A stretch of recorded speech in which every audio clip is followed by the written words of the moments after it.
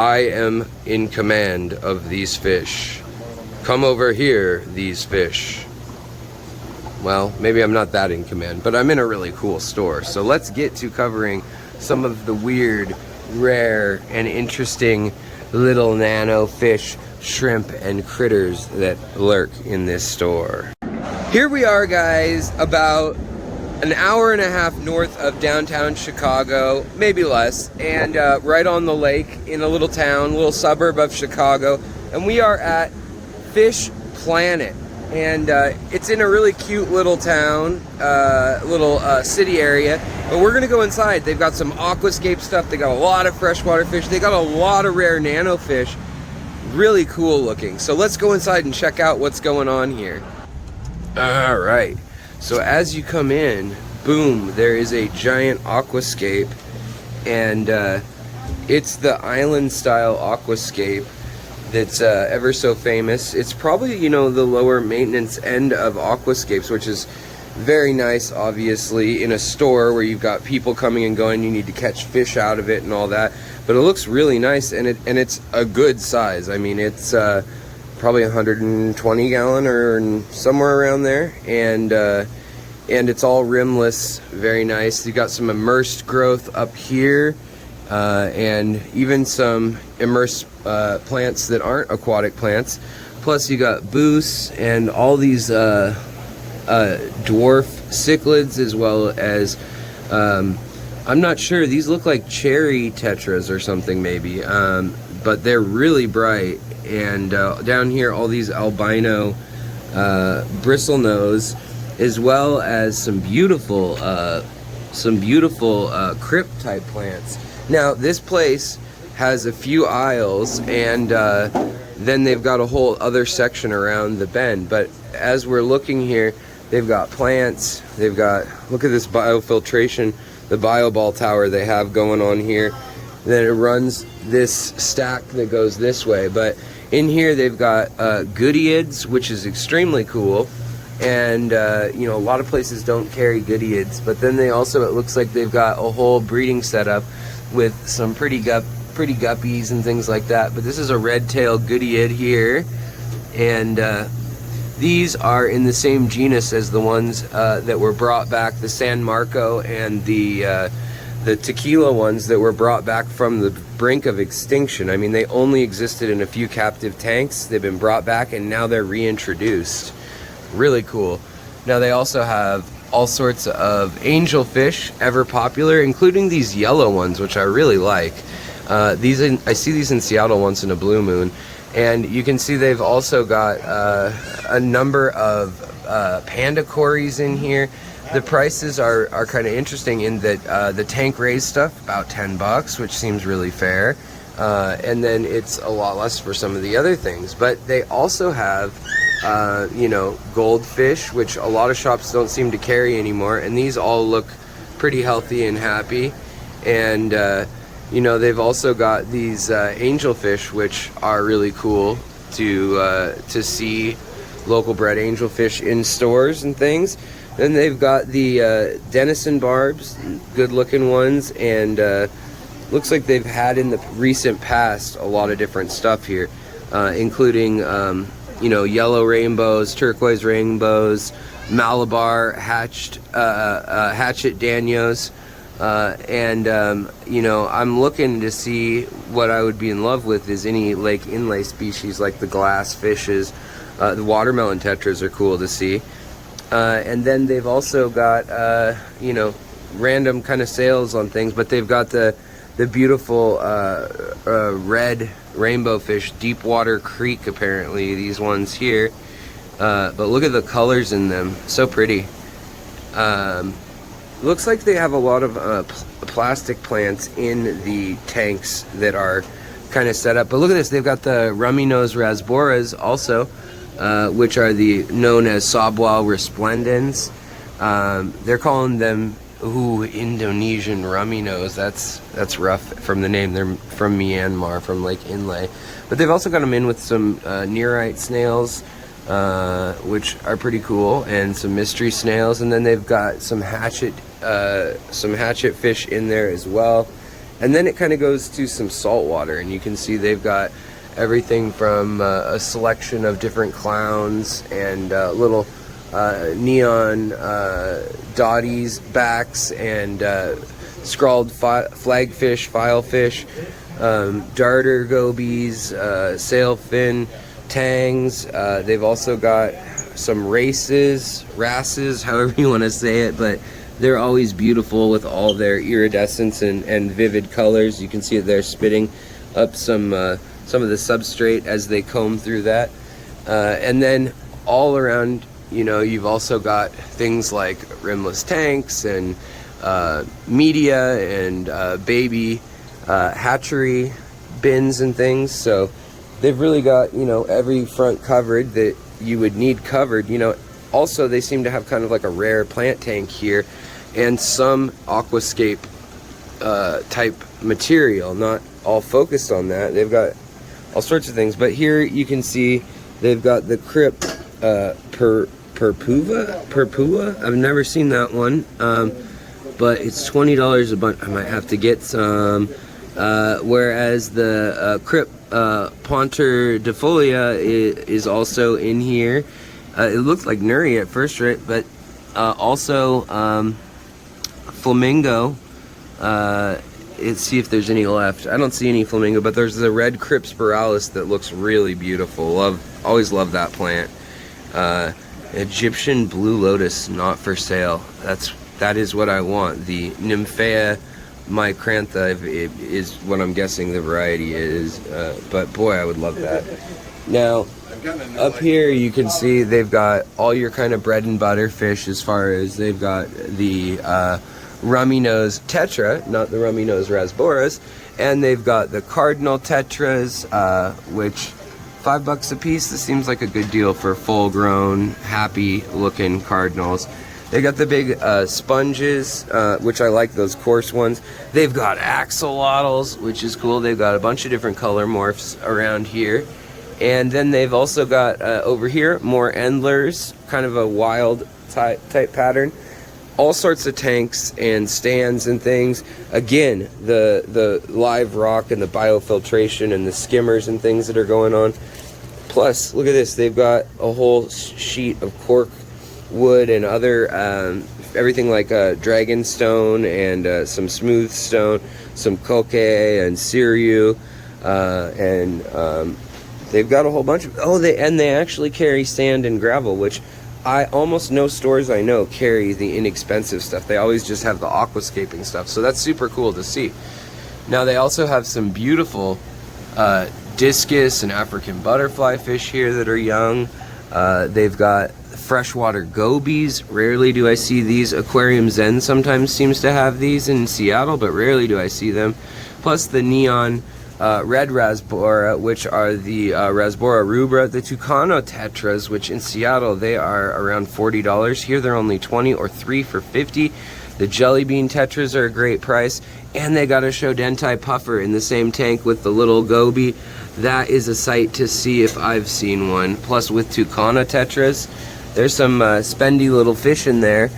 CPDs, everyone's favorite. Stir-by cories also. And then they got coolie loaches that have nowhere to hide, poor guys, and some frogs. And then, let's see, what else do we have in here? Black neons from the Chingu River, in with shrimp. Very interesting, with the gold-back shrimp. See more plants around here. Crypt, I don't know that crypt either. Maiua. And look at these. They look like they might be establishing who's the boss. Or maybe they're in love. I don't know. I don't know anything about discus yet, to be very truthful. Unlike my normal self. Now, they do have these long fin white clouds, which I love.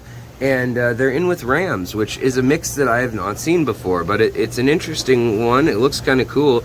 If these were the yellowfin, long fin white cloud minnows, I would actually, I'd swipe them up and go to Seattle right now with them. Also, they've got some of the smaller rainbow fish species in here. More booths on wood. They've got Adolphoi cories, tank raised locally. Of course, ember tetras, a big favorite of everyone. Also Pelvicochromis suboculatus, which is kind of like a crib. They will color up a little more than that, but they're probably not the happiest in the tank that they're in. Also sun-kissed shrimp. Look at that neon orange on that pregnant female. And then some really incredible looking guppies. So very neat. Now as we go down this way over here, you can see the natural sunlight's coming in. They've got blueberry tetras. Oh, they do have glass fish. Let's see what's left of them. And they also have Aspidoris spilotus, which are what are they, CW 2 or 130, 132, something like that. I don't remember, but very cool. In with the mono shrimp, which is also an interesting thing. The combinations they're keeping here are wild. There's one that's got a bunch of berries. Unfortunately, they're not going to live. The babies won't live in this water. And then we've got black tiger batis. Look at them all. Everybody's favorite, batis. And also some, it looks like some little rasboras, chili rasboras and phoenix rasboras.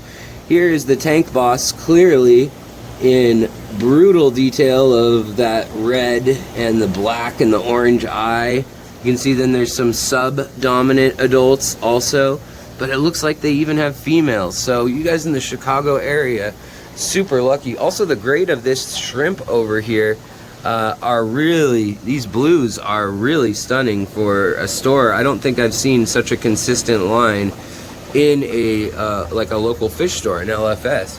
But looking good with the clown killies. They're very young, but you know, plenty old. And then the lamp-eye rasboras, imperial zebra pair, the L046.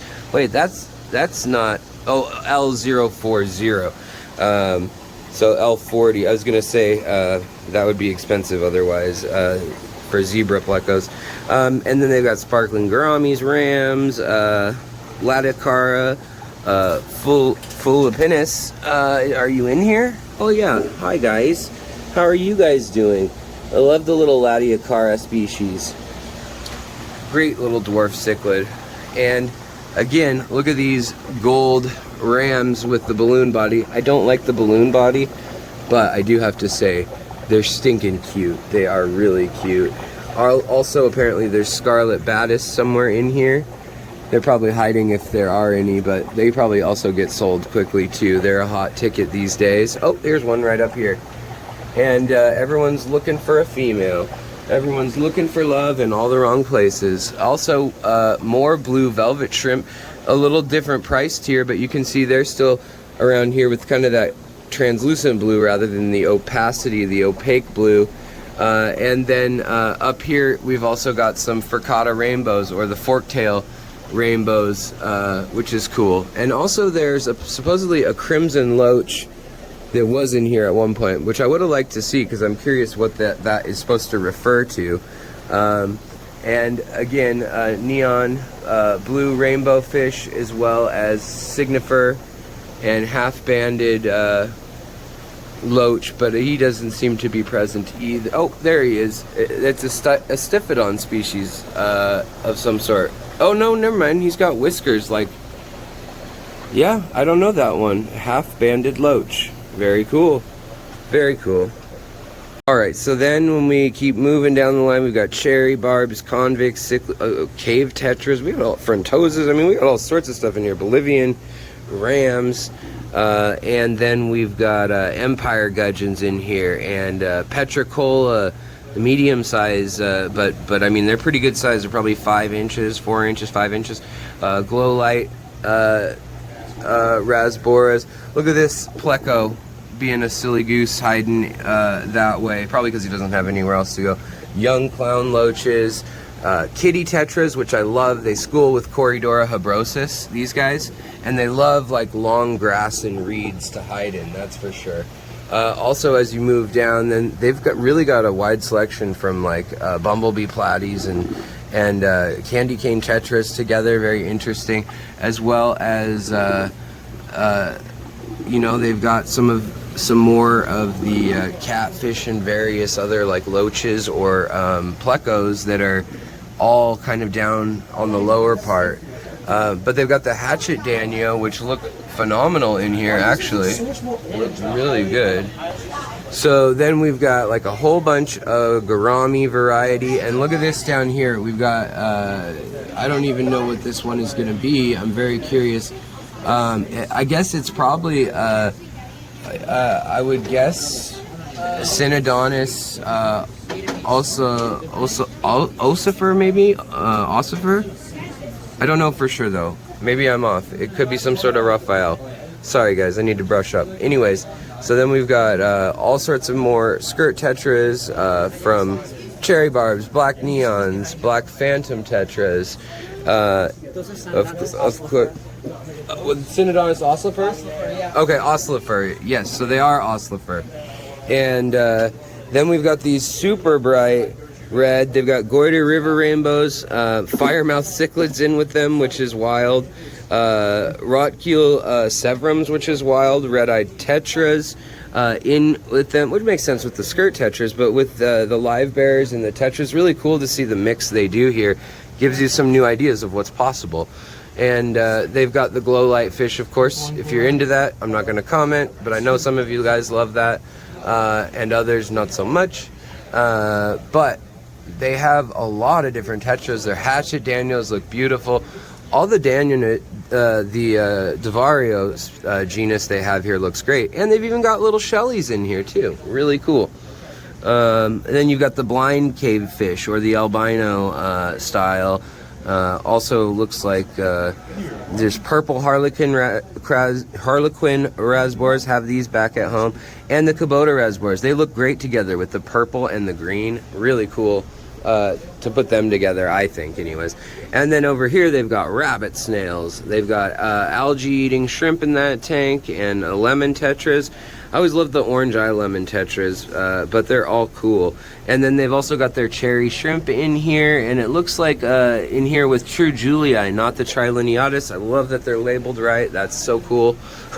People seem to not understand that for some reason a lot of places. Up here they've got the Vietnamese white cloud minnow, and also the known as a tan minnow.